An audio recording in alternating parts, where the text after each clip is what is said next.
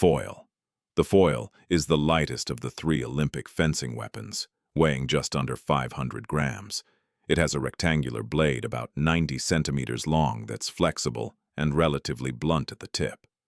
The most distinctive feature of foil fencing is that you can only score points on your opponent's torso and head. This comes directly from its history as a training weapon. In the 18th century, fencers used foils with blunt tips to practice without the danger of an actual sharpened blade.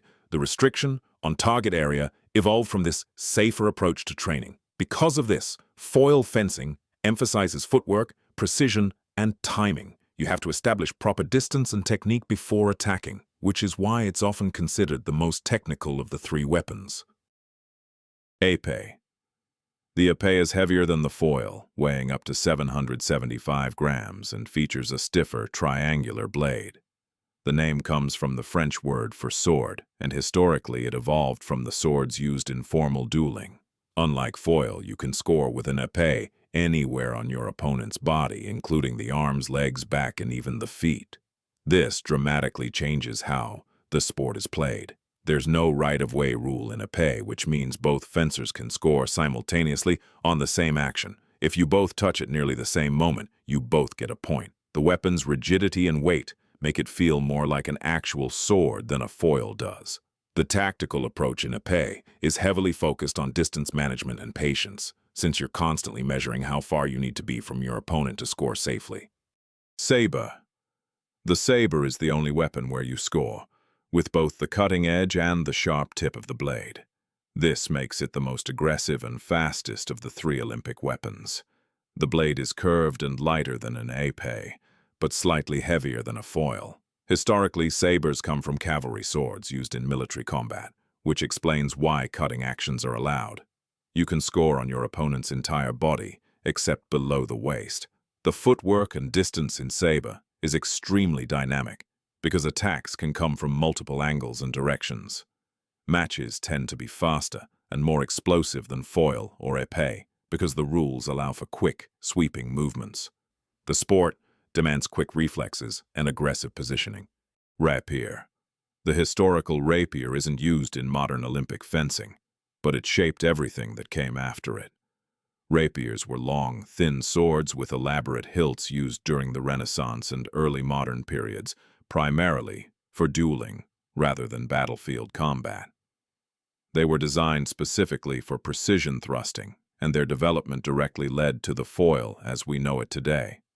Rapiers influenced fencing techniques so significantly that many of the footwork principles and distance management concepts still used in modern foil come straight from historical rapier fencing.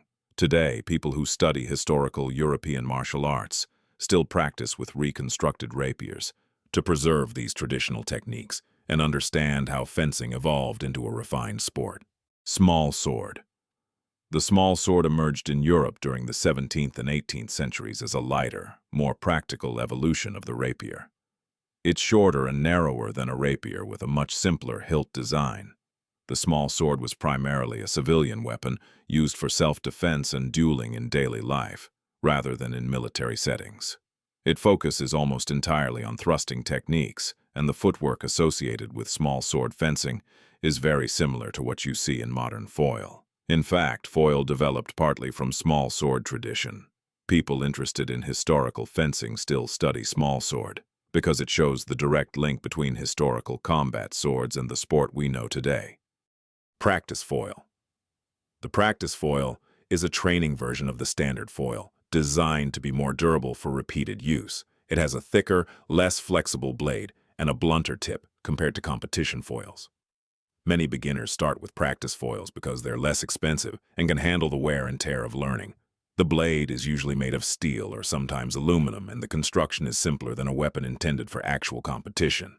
Practice foils still follow the same rules as regular foils, but they don't have the same responsiveness and balance that makes elite fencing possible. They're essential for clubs and training facilities because competitors would damage their expensive competition weapons too quickly if they use them in every practice session. Epee de combat. The epee de combat is a heavier, more rigid version of the standard epee, used specifically for practice and training. It's built to withstand repeated use in sparring sessions without the careful handling required for competition weapons. The blade is thicker and less prone to bending or breaking, making it reliable for continuous drilling. Clubs often have several épées de combat available for students because the lighter, more responsive competition épées are too fragile for general practice. Learning footwork and basic technique with a practice épée helps beginners develop proper form before they transition to competition weapons. The weight difference between a practice épée and a competition épée is noticeable, but the fundamental techniques remain the same. Sabre d'entraînement. The sabre d'entraînement is the training version of the competition sabre, built with a thicker, more durable blade. The edges are slightly less sharp than a competition saber, and the overall construction prioritizes durability over the responsiveness needed for elite fencing. It's used extensively in clubs for group classes and sparring drills because it can handle frequent contact without damage. The hilt design is simplified compared to some competition sabers, which makes practice sabers easier to maintain and less expensive to replace. Beginners practicing saber footwork and basic cutting techniques will spend most of their time with a practice saber before moving to a competition weapon.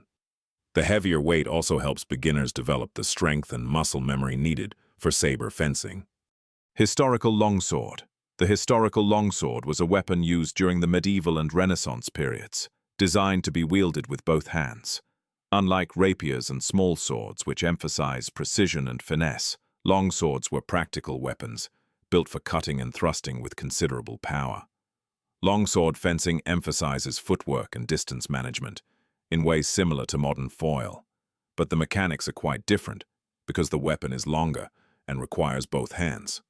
People studying historical European martial arts reconstruct longsword techniques from period manuals and sources. Modern longsword fencing doesn't have the same standardized rules as Olympic fencing, and practitioners focus on understanding how these weapons were actually used in historical combat, rather than creating a competitive sport around them.